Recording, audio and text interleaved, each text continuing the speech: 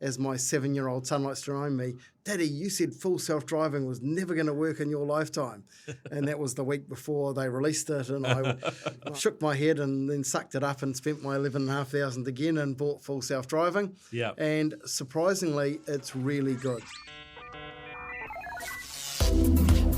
The New Zealand Tech Podcast, brought to you by Gorilla Technology, proactive and strategic IT.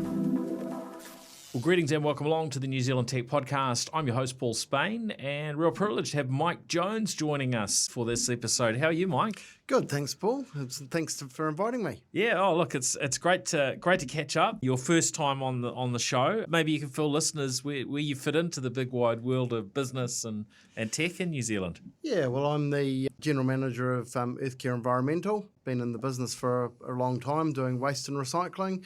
Before that, I did a nearly 20-year stint at Microsoft, so fairly familiar with technology. Yep, and you're also a Tesla driver and one of the very, very first to have access to FSD, full self-drive Supervised, which is launched in New Zealand in the last couple of weeks. While I've been overseas, you've been being driven about New Zealand. Yeah, I was one of the first buyers of the new Model 3 Performance, not the current one, the previous one, and I bought full self-driving, and I was super disappointed that never ever eventuated. So I sold that, and more recently I just bought the first of the launch edition of the Model Y Junipers with hardware 4. And I was a bit sceptical about full self-driving coming to New Zealand, so I didn't pay for that. And then as soon as I heard it getting announced, I'm like, And then the day it got announced, I sucked it up and bought it, and I'm really enjoying it. It's amazing. And my son keeps reminding me, Dad, you said it would never work. And I'm like, yeah, they've upgraded it. It works quite well. Yeah. Great. Well, really looking forward to delving in and chatting about that. And yeah, I've just spent some time in San Francisco, so I've been trying out how it's working sort of stateside versus here. So I had a Cybertruck for 3 days in San Francisco. So got to kick the tires as it were over there, and then we've been out in your Model Y this morning, so I can sort of. I felt see quite safe both. with you driving because the car did all the work. Yeah, it was the bits where I took over that you looked like you were sweating a bit there, Mike. All right, well, let's jump in. Of course, big thank you to our show partners, 1NZ, 2 Degrees, Spark, Workday, HP, and Gorilla Technology. First up, delving into some of the local news. Interesting to see the use of facial recognition in retail stores seems to be continuing to grow in New Zealand, where we're seeing Aura's software, which is being sort of quite widely used between retailers and with, I guess, police access and so on. Yeah, it's interesting to sort of follow the work that's going on there. Their system creates these temporary biometric templates, which they're able to match against a retail store's sort of watch list. But of course, this creates some privacy concerns, and we saw some of that in the media where there was one of the former Green Party MPs who there was a bit of information leaked following her having run into some problems with shoplifting, and then I think based on the footage and the story that got shared, some of that sort of activity then maybe continued into the land of supermarkets, but probably shouldn't have been shared and made public. So yeah, interesting to see that the government is keeping something of an eye on this and considering policy changes, and also the privacy commissioner is keeping a watch on these things as well. How do you feel about all of this, Mike? Yeah, well, I think it's a two-edged sword, and the first thing, everyone wants to maintain privacy, but on the other hand, it's good to have people that are, you see some of these videos of people outside supermarkets where they're quite aggressive and create physical risk for staff and other shoppers. And so it's good for them to be identified early so they can, have police or security support to prevent difficult situations. So, while I'm cautious about, wider use of the technology, I actually think there is a place for it in maintaining a safe environment for all New Zealanders. Yeah, look, I remember when Foodstuffs were doing their trials, and what stood out to me around Foodstuffs' approach was that, well, there were a number of things, but the key one for the general consumer was they were holding your data for, I think, literally seconds. They would do some work to see if you matched up with a prior offender, and if you didn't, then that data was disappeared. And I think with that type of approach, where you're not holding on to data and then creating an ongoing privacy issue, you're in a much better state. Now there are still other challenges where Mike or Paul, we walk into a store and it's like, you look very similar to somebody else, Mike, or whatnot, and you get those false positives. So there are still some challenges, and we probably can chat about some of these sorts of similar risks when we move into autonomous driving and so on, where technology makes one decision, and then as humans do we trust it too much? Because actually, look, it got it right the last 10,000 times. Why should I question what the computer says, right? And so we've had those types of scenarios where the computer gets it wrong and a human looks at it, goes, no, the computer must be right, and maybe it wasn't. So there's probably still a bit of a road ahead on these things. We've heard around Meta bringing in restrictions in New Zealand on Facebook for younger users.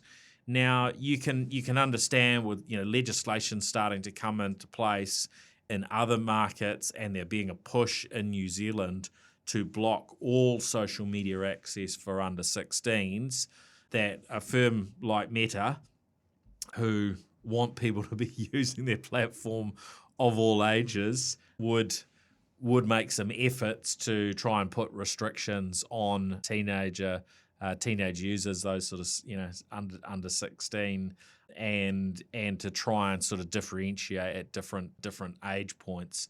Guess the problem with this sort of thing is it's really hard to know what somebody's age is to start with. There probably are a range of mechanisms where, based on what somebody does on a platform, you can guess. You can ask people their age, of course. I guess there is that positive aspect that they're doing something rather than nothing. Yeah, unless you get a some sort of government ID, if you're over 18, you've probably got an 18 plus card or a New Zealand driver's license or a passport, and upload that and have that digitally scanned and checked. It is very, very hard. I mean, I see Australia's restricted social media to under 16s, but in a lot of ways, parents should be able to monitor their kids, and it would be better for Google to provide tools for kids to use the technology and have parental support as opposed to be fully independent. And at the moment, I've got a 7-year-old and I've got a couple of rental 16 and 17-year-old girls. They're just living with us for a few months, so understand the problems. Yeah, and look, it's different at different ages, and part of this idea of, hey, let's block it all for under 16s. You're drawing. It's a very interesting line to draw, right?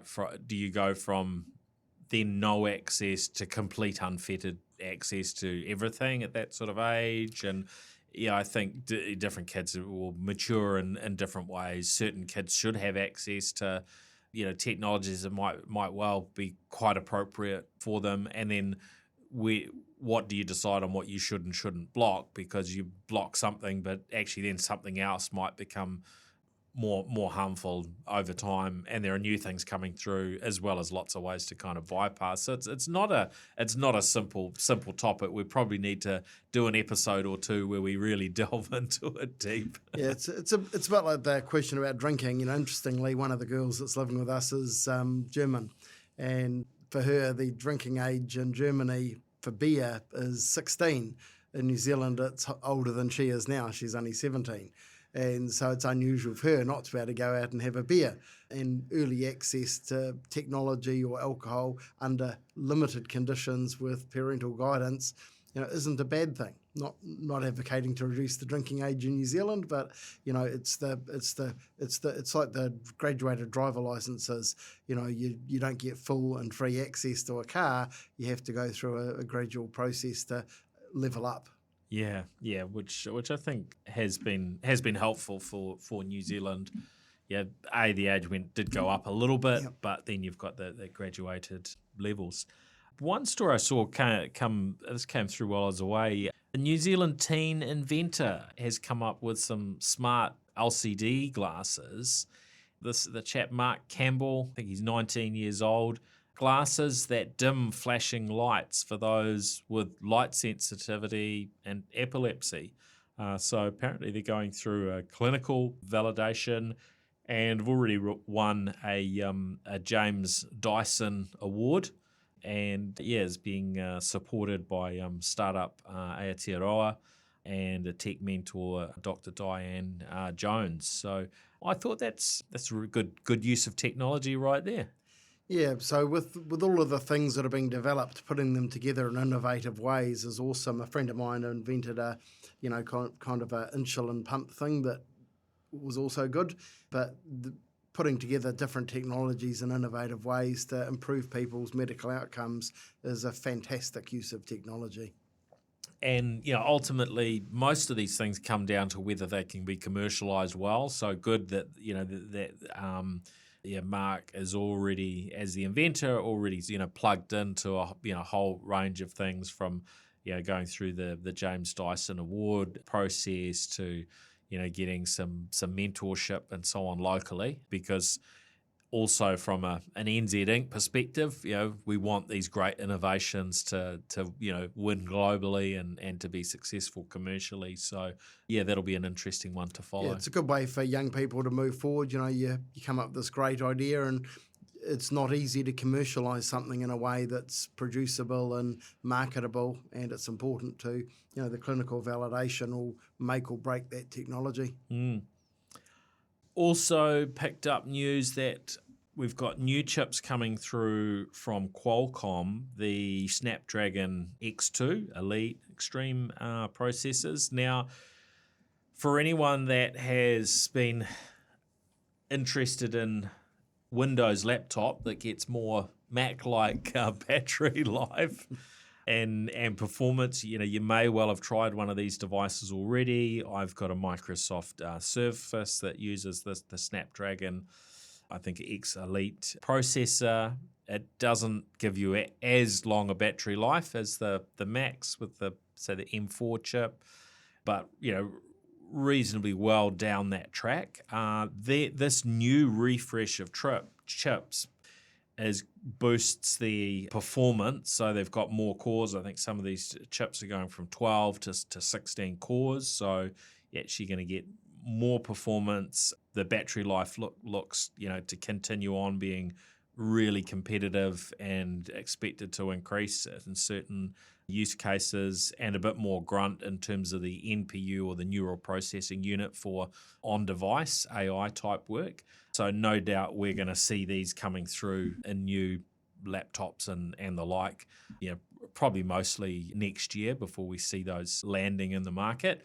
I think we've still got the challenge that, because Microsoft have been had a level of compatibility with these types of chips, with the ARM chips now for over a decade in varying forms, is that there still are use cases where folks can't run all their software on ARM, but there are plenty of scenarios where actually they're just fine. So we're kind of seeing that it feels very slow move away from Intel and AMD chips for Windows, but it is happening. It is real. Yeah, I remember I was working at Microsoft when they brought out Windows NT, and they brought it out on 3 processor platforms, the PowerPC and the various versions of RISC chips, and those have gradually died away. But it's awesome to see these new processors coming through, because like the previous story, the increased performance delivers new capabilities that can be delivered. So, I've just got my new Apple iPhone at, plus my AirPods, and they can now do on-chip translation. Language translation, and it's actually pretty good. I was quite impressed testing it out, and as you bring that technology to PCs and other devices, it expands what's possible. Yeah, and I think there's that promise of being able to do on-device AI, which is very private, that you're not feeding somebody's model somewhere. Maybe you're wanting to use an open source model on your device, and so the more capable chips that have got the extra grunt and capability able to do that is part of that picture. It does still seem for most of us, most of the AI we tend to get carried out is being done in the cloud, but that also has a cost with it. And I don't think those costs have really been squarely addressed. There's so much free usage of tools like ChatGPT and Grok and Claude and so on. And at some point, somebody's got to start paying for that processing and the cost of doing that. And if we've got more and more powerful kind of devices that we're either holding in our hand, in our pocket, or using for our day-to-day computing, that might start helping to balance up the cost structures when ultimately the AI companies want to get fully paid.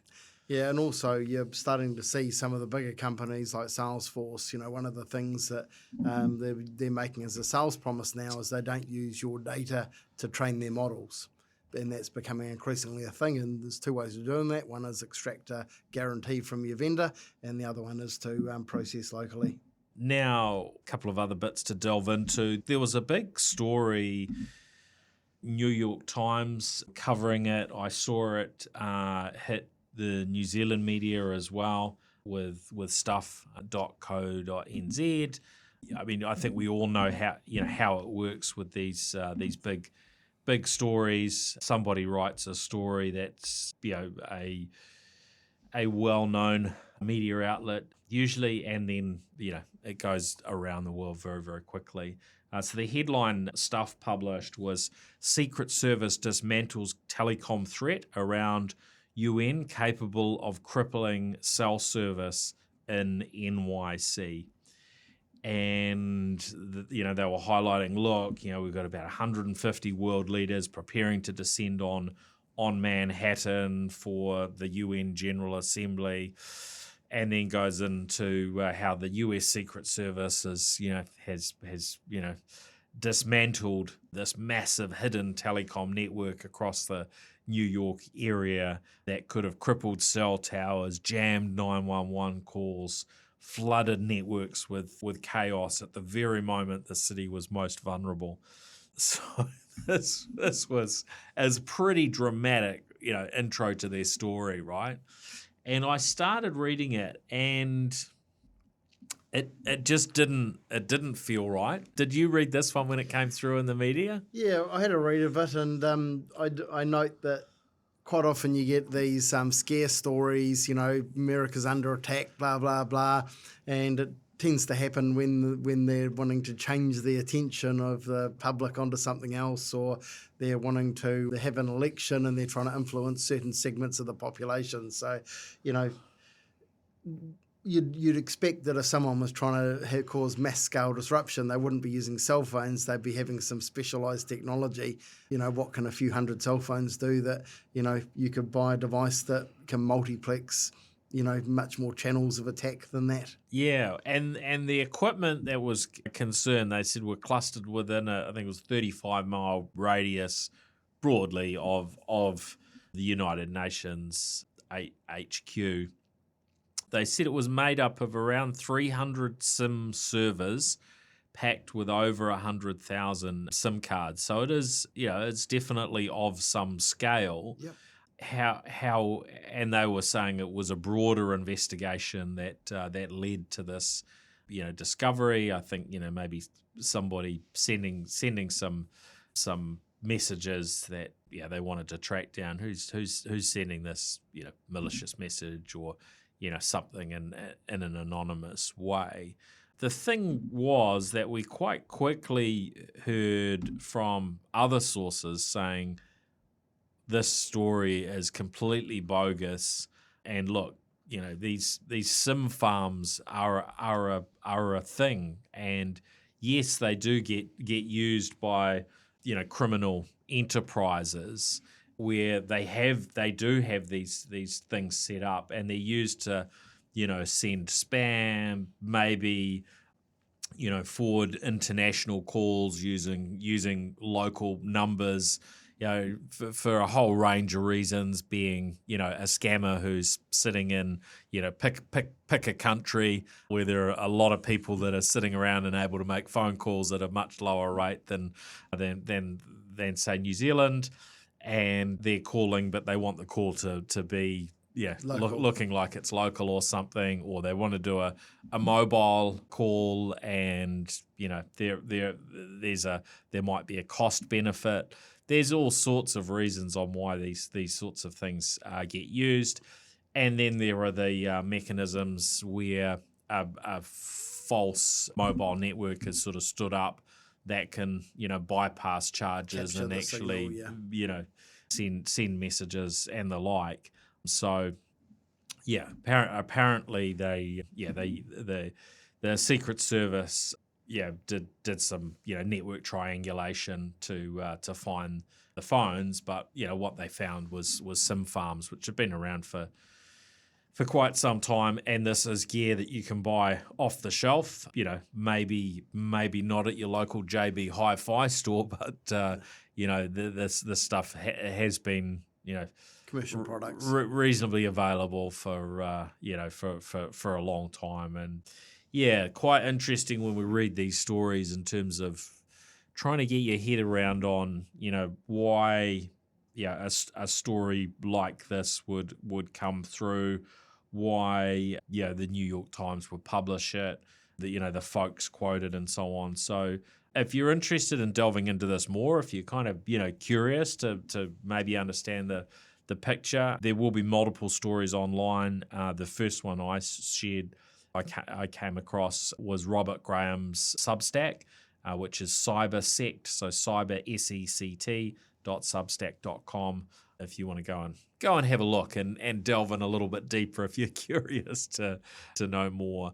And look, I think it is important for us to recognize that nobody gets it right, all the time. Mike and I might be having a quiet conversation before we came on the podcast. We walk in with the things that we've heard and we've learnt, and we were discussing, FSD or whatever it was.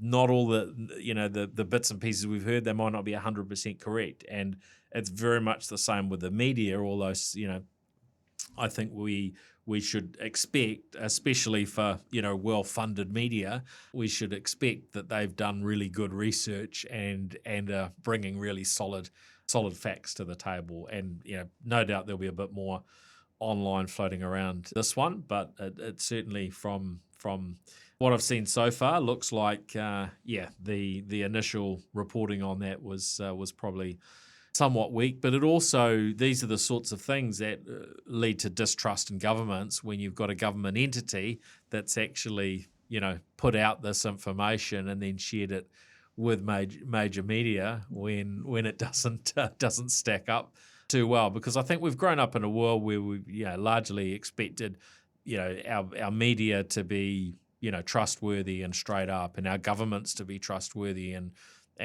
straight up. And I think that it's a challenge when these things don't align quite with those expectations. That seems to be a challenge in America at the moment, where the government publishes things that are not always seemingly factually correct. So it creates distrust. And that lasts multiple generations. Yeah, and we're seeing that there's sort of a drop-off in trust in governments and a drop-off in trust in media as well. So it's not an ideal position to be in. And look, on that basis, if anyone does hear anything on the podcast that you think that we've got it factually wrong, let's hear from you. Anyway, on to other topics. Having just been traveling, and you've been traveling very recently as well, Mike, probably had some experiences with in-flight satellite Wi-Fi. Yeah, I mean, I've been using satellite Wi-Fi on aircraft for probably over 20 years. It's definitely got faster and better, and, within New Zealand at the moment, we find that you have really good connections for a while, and then you go through a quiet patch when you run out of satellite signal. And the same in the US. I was travelling around both on Icelandair between Europe and the States, and then on United within the States. They all have patches where they're really good and patches where they fail. And I think increasingly we're seeing that most airlines are announcing that they're moving to Starlink from Elon Musk. So whether you like him or don't like him, you'd have to say that technology is fantastic. I've got a Starlink dish at home. I get great performance. And the aircraft I've been on that have the test Starlink systems, they tend to have less patchy internet coverage. Yeah, and what I noticed was that you go from quite limited capability, like through the night I was on a flight from Houston, and there were times I'd try to do something. I'm like, have we got a connection or not? Because I'm not really able to do much. I might have just been in the Air New Zealand app trying to change a future flight or something. Yes, it shouldn't have been needing to move much data, and it'd get really stuck. Or you've sent a message, a text, or a messenger, something like that, messaging platform message, and you're thinking, boy, this doesn't use much data, but it's not getting through, let alone things where you're moving around a bit more multimedia. But I noticed, I'm pretty sure on United, they do a couple of interesting things. One, their content catalog is such that you don't have to use the screens on the plane, which is actually useful if you're, say, on a domestic flight that doesn't have a screen on the seat back. You can get access to their content catalog through your phone or your tablet. So their entertainment is available over their Wi-Fi. So they've got some sort of local server on the plane that's able to stream out the TV programs and movies and the like. So I thought, I wonder if and when Air New Zealand might be doing that.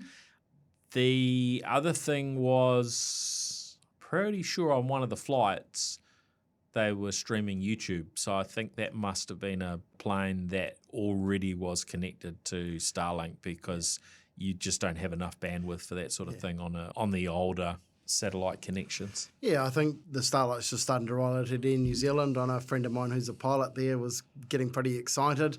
I think at the moment Starlink have got about 8,500 active satellites, and they've recently got planning permission from the States to launch up to 30,000 satellites. So when you consider a lot of the current systems, 6 or 7 satellites for some of the other competitors, and then they've got 8,500 jumping to 30,000 over time, the coverage is only going to get better and make the world closer together. So it's growing fast, isn't it? It's huge. pretty. Currently they've got planning approval for 7,500 of the Gen 2s, and then they've just increased that to just under 30,000 Gen 2s with their latest application. Yeah. So it is all changing fast. One of the aspects is whether they bill for the service or not. So that seems variable. Also, I was curious about Qantas. I don't fly Qantas very often these days, but I just did a little bit of a look online around theirs, and it seems like their satellite coverage is mostly when you're flying over Australia, and further afield, they don't seem to have the same level of coverage as, say, Air New Zealand have. And also, variance between, I did on this last trip, Singapore Airlines, United and Air New Zealand. Air New Zealand's was definitely at the easiest end of things.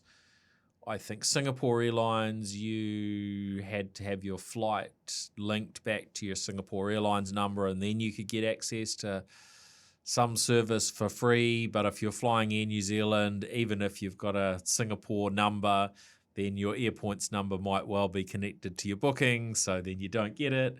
United seem to be doing sort of some similar things. So there's quite a few complexities that I think that they could take away. One or two are making it simpler than Air New Zealand. With Air New Zealand, you connect to the Wi-Fi, but then you've got to go in and say that you accept all the terms and conditions and so on.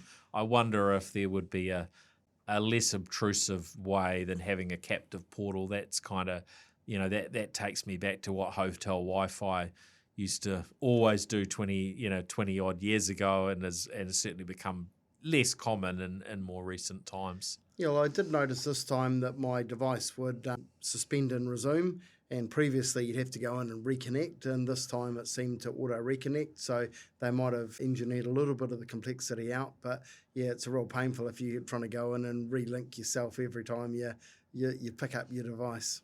Yeah, and a few disconnects, but when they're telling you on the entertainment system screen that, hey, Wi-Fi is all ready to go, and then for the next 15 minutes you're trying to connect because you had a message that didn't quite send before you took off, and it keeps saying, no, it's not ready. It's not ready.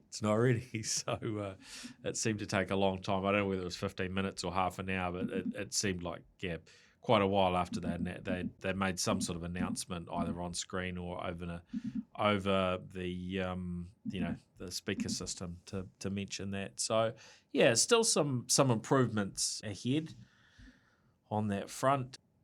Yeah, the other bit I did a little quick experimentation is just, I tend to like to get a feel for what's possible with roaming on your own network versus eSIMs and things like that. There seem to be more and more options opening up. Even Apple now are promoting, hey, there's apps on our phone that will let you install an eSIM. I think for a lot of people, especially their tech heads, they'll probably want to go down the track of, I'm going to install an eSIM and then I'll route my number for text messages and calling via the data on the eSIM, so I don't have to pay for roaming. I've done some experimentation with that. In a lot of cases, it's just easier. Pay for your roaming. It all just works. There do seem to be some oddities with trying to route your calls and your texts sometimes via other networks. I think that might be a multi-hour delay sometimes in getting messages, or it might be you've ticked the wrong box and actually your data's going the wrong way and now you're paying for both.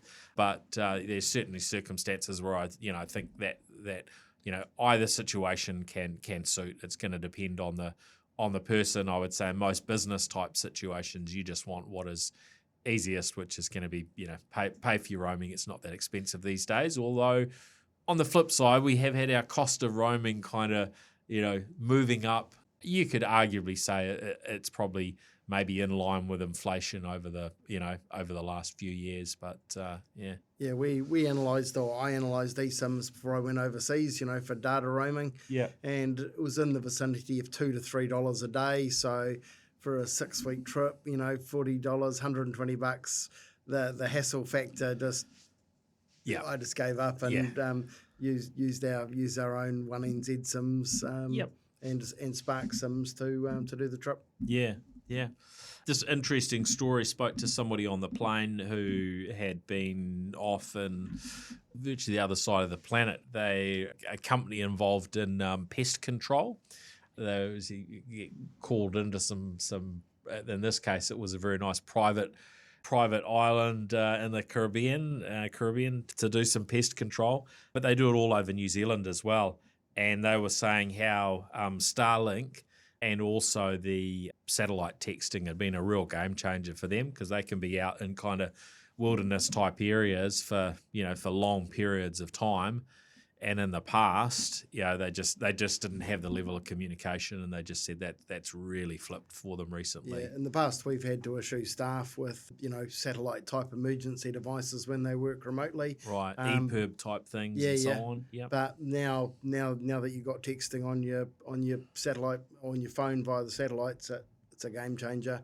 And just get an emergency message, you can drive to where there's coverage. It just makes it a lot better. Yeah. All right, so keen to hear a bit about your experiences with FSD now that Tesla FSD Supervised or full self-drive Supervised is available in New Zealand.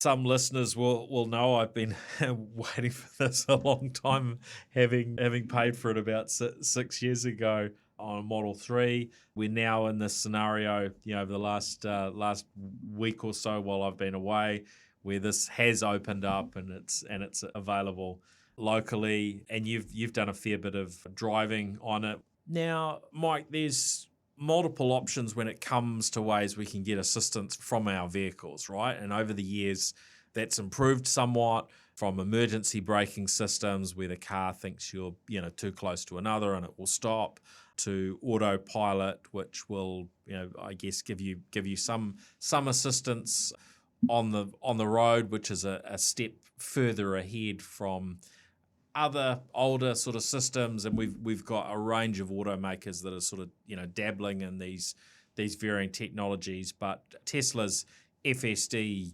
Supervised version is a lot further. But you maybe sort of break down what the differentiator is between the different options? So when you buy a Tesla and you don't pay any extra, you get autopilot, which is standard on all Teslas. So that's basically adaptive cruise control. So it measures how far the car is in front of you and does lane centering.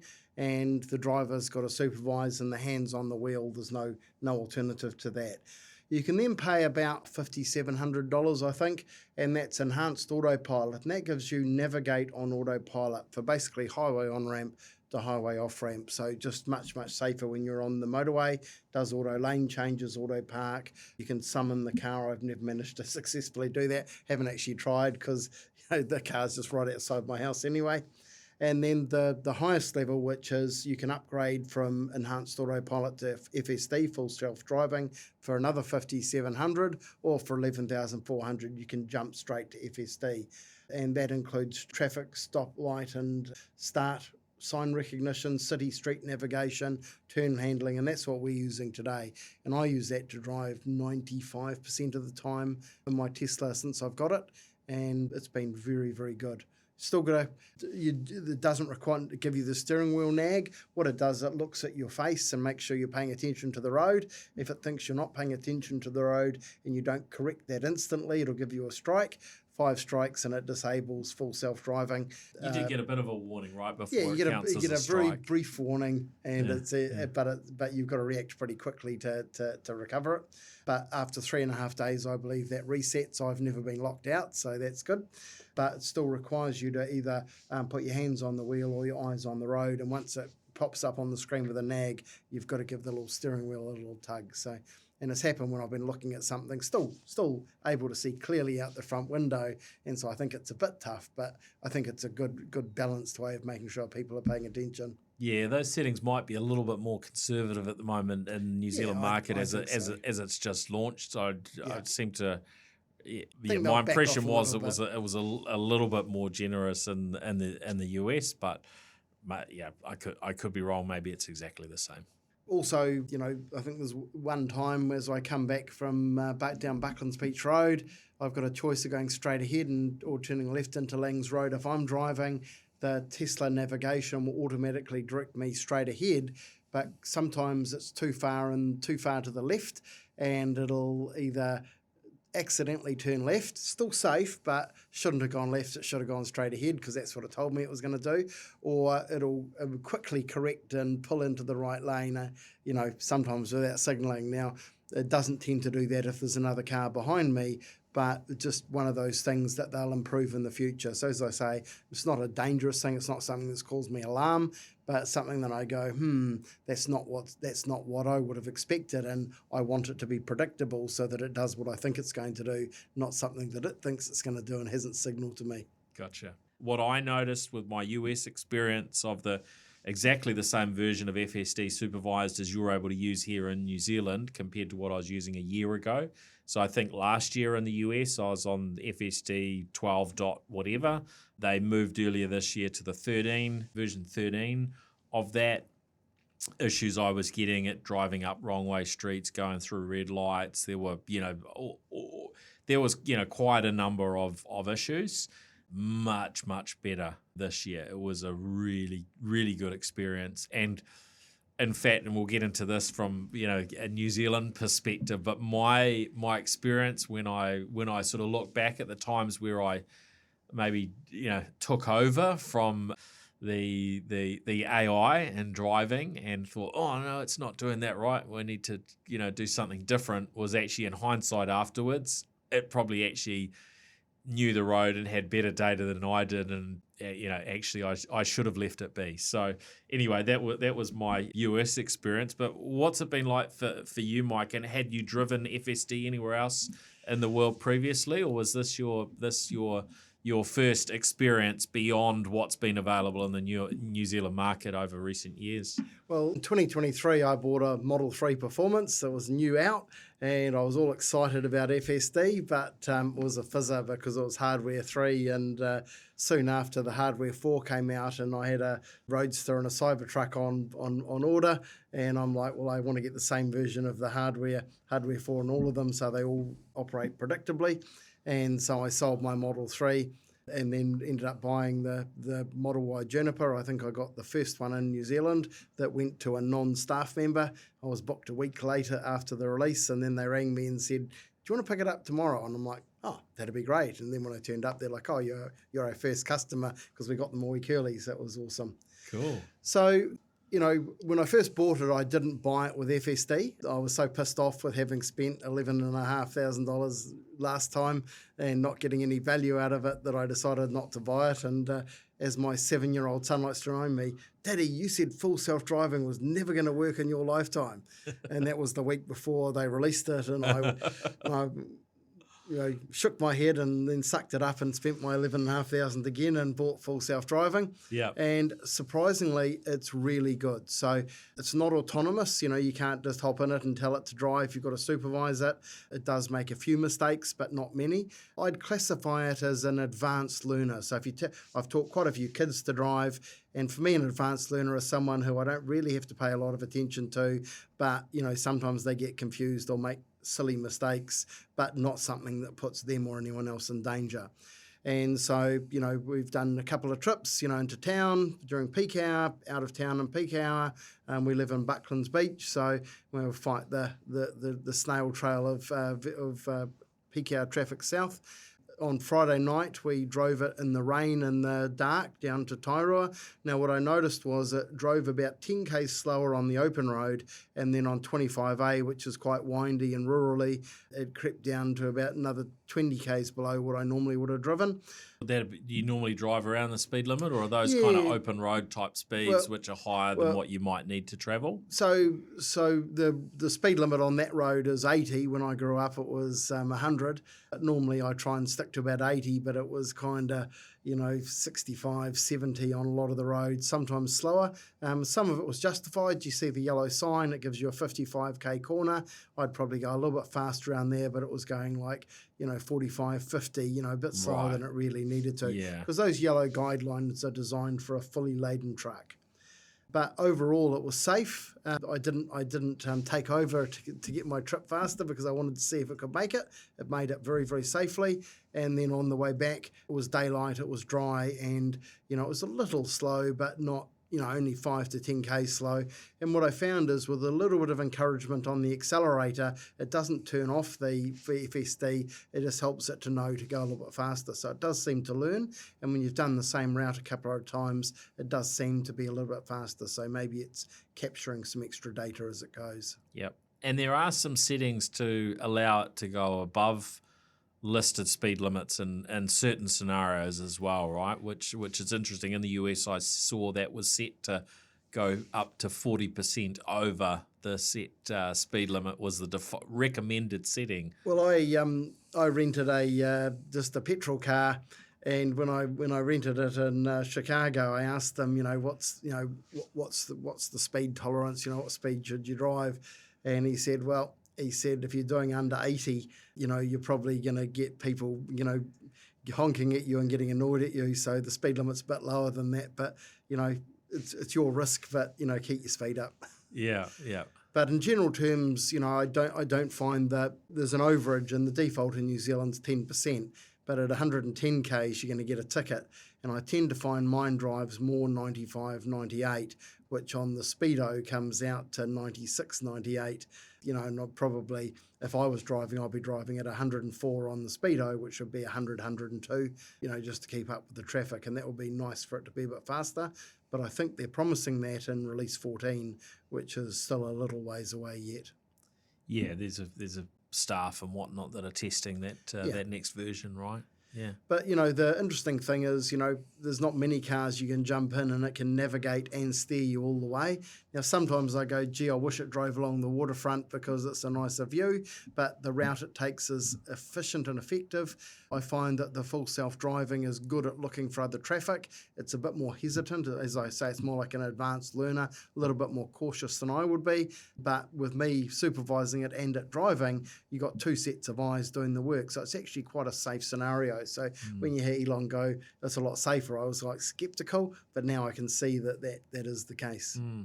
Yeah, with the routing, I took a different route actually from San Francisco up to, I can't remember where I was going exactly, maybe San Bruno or something a few days ago. And yeah, you with some of the scenarios, you're able to, that it might give you sort of 3 different options, or you can kind of put in a waypoint. So there are ways to kind of nudge it to go a particular way, but it's maybe not as easy as, I guess in my mind when I was kind of picturing how these things might play out, it's like you'd have a conversation with it and say, hey, can you go this way? I don't quite like your route. I guess there will be some changes. The other bit that I saw for US, which this has been known for a while, but I got to have a little bit of an experience of it, was having AI built in to the vehicle with the it's using Grok, the cloud, but with Grok. So when I jumped in the Cybertruck, there was Grok, and it gives you an immediate access without. I didn't have a Grok account kind of linked up, although all my other things with the vehicle were all my own preferences, my own Spotify account, YouTube Music, everything. And that's because you're able to, your profile moves with you as you go around different vehicles.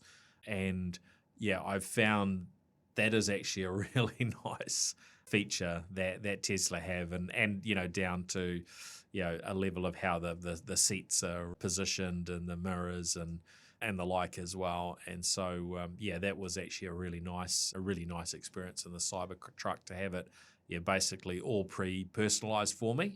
Just a couple of comments on what you asked me earlier, like what are the options for renting a vehicle with full self-drive in the US. So they have Turo, which is a bit like Airbnb but for cars. So that was what I used, and I deliberately looked for a vehicle, and there wasn't anything in there kind of their raw data that allowed you to filter by this, so it was a little bit of work. I picked a vehicle that was going to have the newest hardware and have FSD. This vehicle had 3 strikes out of the 5, so I was still able to drive it. I've heard of people renting them and then finding they couldn't use the FSD because previous drivers had too many strikes. So there was that aspect to it. They've just talked about cutting the number of strikes down to 3.5 days. So, 5 strikes in 3.5 days. So it resets more aggressively, which is good. I also spoke a little bit about it being like an advanced learner driver, and a good example is lane selection. Yes. Coming up to the LSD Panmure roundabout, there were 3 cars in front of me. There's a queue of cars on the roundabout to get onto the motorway, and it decides it's going to signal left, pull into the left lane to overtake and cut back in. It's not really looking far enough ahead. You come up you're driving down the LSD Panmure Highway. I see a vehicle signalling right 2 cars ahead. It doesn't recognise that, and so you end up getting stuck in the lane, and then it's trying to pull out into a fast-moving lane. It doesn't pull out because of the traffic, but it will get better over time. But it's definitely a lot of good things about it. But again, there's nothing that's made me feel unsafe. As we were heading off to Tairoa on Friday night, we were just getting up to, just before we turned onto the main road, I felt the steering wheel start to turn, and it wasn't a turn. And I went to grab the steering wheel to take it out of full self-drive, but it corrected itself and it didn't give me a scare. But the fact that I thought it was going to was like, oh, quickly wake up. And, I wasn't sleeping, but, pay a lot more attention than I was. But it's been very, very safe overall. And, I'd recommend that people start to consider it. And I wouldn't have said that until I'd actually tested it and driven it. I would have been like, wait until it's been out and it's proven. Yeah, and you've done hundreds of kilometres in it thousands now? of kilometres now, already. probably 5,000 kilometres. Wow. So you've been on the road a lot. Yeah, we drive quite a bit. Yeah, and look, Auckland is a place, I'll sometimes talk to people from other parts of the country, I don't like driving in Auckland, but I mean, it's been getting you around all over Auckland, right? It's been everywhere I go, I just program it in. The first 2 times when my wife was in there, she was a bit like, I don't like this, and I'm like, so explain to me what you don't like. Is it doing something dangerous? Is it making you nervous? Well, I don't like the idea of a car driving itself. And I'm like, if you had a safety concern, I'd be happily turn it off. But if you're just like, you don't like the concept, well, just relax and you'll get used to it. And, a week later, she's pretty happy with it now. Yeah. Don't think she's used it. Well, yeah, and that's probably something that for some folks, they will wait a while before they want to jump in and try it. And look, when you and I went for a drive earlier, I took it to a place where I know there's some quite complicated roadworks. Nasty roadworks, to be fair. Nasty roadworks that are sort of linked up to the Karangahape Road kind of part of the new train station. The new train station and the underground city rail link. Where Gorilla's office used to be, where Futureverse are now located. And so we navigated down to there. And it did an absolutely flawless job. And I was wondering, is it going to be able to figure out? Now, I knew kind of how the road went because I've driven it lots of times and it's not too hard. But to see how an AI would navigate that, did really well. Trying to navigate out was a really tight turn and it sort of started moving into it. And Mike, you're a little bit concerned that it might do some damage to the rims or something. It might damage the rims. Yep. Yeah. And actually, it started nudging out, and then it figured out maybe this is not quite right, and it backed itself up, and then took a bit of a wider turn, didn't it? It was incredible. I think the rear-looking camera on the front fender looked back, saw the tyre was going to hit the curb, so it reversed back, cut wider, and it did it safely. And the same, we went through a very, very narrow lane gap where it was maybe 2.6 metres wide to be able to navigate between a big, heavy judder bar and a concrete wall, and it just slowed down. And it just went through perfectly. It was really, really impressive. Yeah, and it seems to be slowing down for the sort of judder bars, crosswalk type situations. We came up off, I think trying to remember the streets now. Is it East Street? Possibly, if I'm remembering the names correctly. It's a while since we were based there, to Karangahape Road. And I was wondering why it was sort of slowing right down, and it had picked up a pedestrian I hadn't seen they were just sort of deciding whether to cross, and so it was just like, hey, you go first sort of thing. It was being very, very cautious, very generous to the pedestrian, and therefore very safe, which is, I think the level and the direction that we want from, any sort of system that's going to drive on our behalf, for it to be at the safer end, not the the dangerous end. Yeah. It's always easier to speed something up if it's safe. It's not always easier to make it safe if it's fast. Yeah. And so I think they've made the right choice in getting the balance right. You could quite happily get places in a FSD today and look forward to the next iteration, which will make it faster and smoother. It looks like it's learning interactively based on driver input and previous experience on the road. And so it looks like it's only going to get better as we move forward. One of the things that I like most about my Tesla is it's almost exclusively solar powered. We call it Solar Express. We've got 30 kilowatts of solar at home. And, it's programmed to charge only on solar power. And so I only have to pay for electricity when I'm away from home out of Auckland. So it's great. Yeah, that's super cool. And yeah, it gives you that benefit from a cost perspective, environmental perspective, and I guess a level of kind of independence there Yeah. as well from particularly from price rises in electricity, which seem to be going Petrol north. and electricity are both going up. I wasn't so excited about the new road users, although I do think it is fair. But just being isolated from the public charger pricing, if you're out and about, paying a high price is quite viable. But being able to generate everything at home, we haven't had to run out and charge off the grid yet. Yep, it's really neat. And look, our listeners would have been some of the first that knew this was very imminent. We didn't know exactly how imminent, but I think we probably covered it maybe 6 weeks ago on an episode that one of the Tesla staff had kind of let loose, saying that hey, there were no regulatory issues and that they were going to be launching this very soon. And I did an interview with Herald Now, kind of talking about it, and now here we are, just a few weeks later. So it was one of those ones. I was a little bit dubious because we didn't have formal, clear timing from Tesla, but it was one of their key staff that was saying, "Yep, this is coming." They've been demonstrating it on the road and so on. So really really exciting to see it here. We talked about in the US where I took over, and and invariably actually the vehicle had it right. Now this happened when you and I went out for a drive, and I took over because I was thinking, hold on, it's in the bus lane here. It shouldn't be in the bus lane. And I grabbed to sort of steer it out of the bus lane, and then I looked more closely at the sign, and it was like, no, it's not actually a bus lane at this time of day. So it actually had that right. But a little further in the drive, we came around the corner from Newton Road into Simon Street, which the left lane is a bus lane. And there I did take over and kind of move it out of the bus lane because actually we were within the, whatever it is, 6 a.m. or 7 a.m. to 10 a.m.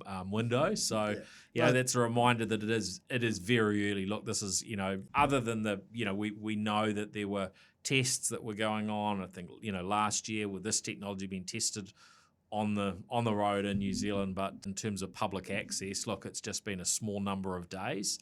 And you get that option to feedback, right, Mike? So if you break it out of full self-drive and take over, what's the option? You can break it out in one of two ways. One is by giving the steering wheel a little tweak, and the other one is just hitting the right steering wheel button. And what it does is it comes up and allows you to press the right-hand microphone button and record an 8-second explanation about why you took it out of full self-driving, and that gets fed back into the model to improve it. So I make sure I'm doing a lot of that so it improves quicker for us in New Zealand. And the other thing is, while you rightly, quickly grabbed it and steered it into the other lane, if you'd signal right, it would have moved into the right lane, hopefully quickly enough so that we didn't get a ticket for driving in the bus lane. I guess I could have done that signal because it was your car and you would have got the ticket, Mike. Absolutely. So depending on the circumstances, there are different ways of sending feedback to Tesla, and it does get updated through the system, not in real time, but it's as more and more people give the same feedback for the same situation, it'll increase the weighting. Version 14 is due to come out. There's 10 times more parameters that it's going to be monitoring, and it's also going to a much faster camera resolution for reading the images. So I think they're saying it's going to be more buttery smooth and a bit faster over time. So looking forward to that, but still very, very happy with V13.2.9, I think, is the current release in New Zealand. Yep. Fantastic. Mike, been a real privilege. Really good to catch up with you again after all these years. We worked together in the building just across the way at Microsoft.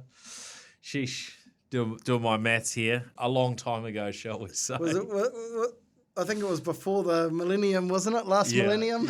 Yeah.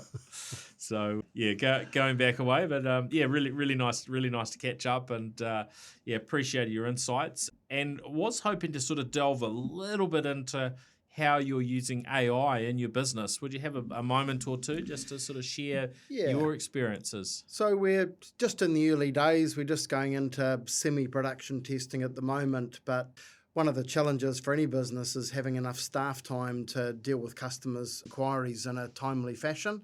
And there's very few ways that you can reduce the amount of staff effort. But one of them is in automating the phone calls.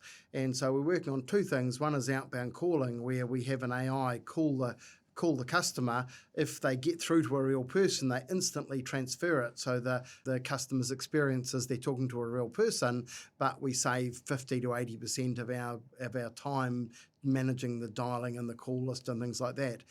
And the other thing we're looking at is inbound calls, where generally on a call it can take up to 2 minutes to positively identify a customer and locate their account. So using AI to answer the call as a operator, and then to ask them a couple of questions about address or account number, and then to route the call to a live agent. And the AI says, look, I'm just going to transfer you to an agent, and they'll assist you with your inquiry. And that's both of those are proving to be very, very successful in the early testing we've done so far. That's great, yeah, because I guess that takes a little bit of load off your team, and probably from the customer perspective, it's not really taking any more time from the customer perspective. It's not taking anything away from the customer, because the call queues are shorter, so their overall experience is more positive. There are a couple of things you got to think about when working with AI, guardrails or boundaries. When we did some of the early testing, would answer the customer's question, and then if there wasn't an instant agent available, it would say, well, how can I help you? Or what are you calling us about? But we'd call them. And so it was quite easy to fix that, and that was part of our development criteria to go live, was to make sure that we had guardrails in place to make sure that it got to a real person to deal with the queries. In the future, we'll probably expand that to provide some core information that a lot of customers want when they call. But in general terms, it's mainly to reduce the non-value-added call time. Yeah, that's great. Oh, excellent. Yeah, I think it's always helpful to be learning from others' examples and the use cases that other organisations are using, because sometimes those things are relevant in our own organisation. So yeah, good stuff. Oh, well, thanks very much for joining us and coming in today, Mike. It's been really good. Thanks for the invite. And of course, a big thank you to our show partners, to Workday, Gorilla Technology, HP, Spark, 2 Degrees, and 1NZ. Really appreciate their support of the show. It's, really helped keep us rolling over the last few years. For those that missed it, there was a really interesting episode last week that came from our unreleased archives, and that was a chat with Steve Sasson, who was the inventor of the digital camera for Kodak, and that was a chat that I had at his home in Rochester, New York, some time back, but it was really neat to be able to release that interview. So if you're curious about a bit of tech history, then yeah, you might well enjoy listening through that one. And of course, we kind of all know how that ended up. Although Kodak invented the digital camera, their business didn't go quite so well. They didn't make the right moves to establish their long-term future. So very much a story of innovation and business models and disruption not coming together in the favour of Kodak in that case. Yeah, I think they spent too much time trying to protect their legacy business, and they didn't realise quite how fast things had moved. They should have moved to early commercialisation and get it out there, but realised that their key customers would still use film for a long time, but they were too busy trying to predict the film market. Yeah, and look, you can understand. I guess a lot of businesses go through these sorts of challenges, and we have a lot of now great lessons from hindsight from being able to look back on these ones, and hopefully take those lessons forward for our own organisations. Well, thanks again, Mike, and thanks everyone for listening in. If you have been listening to the audio of New Zealand Tech Podcast, make sure you are following us across the varying video platforms we're on, such as YouTube. You can often also see a live stream on my LinkedIn profile, so you're welcome to follow me, Paul Spain, and we may well have a little bit of video to share from this episode of that Tesla driving experience. So yeah, stay tuned to those platforms. All right, thanks everyone. Catch you next time. The New Zealand Tech Podcast, brought to you by Gorilla Technology, proactive and strategic IT.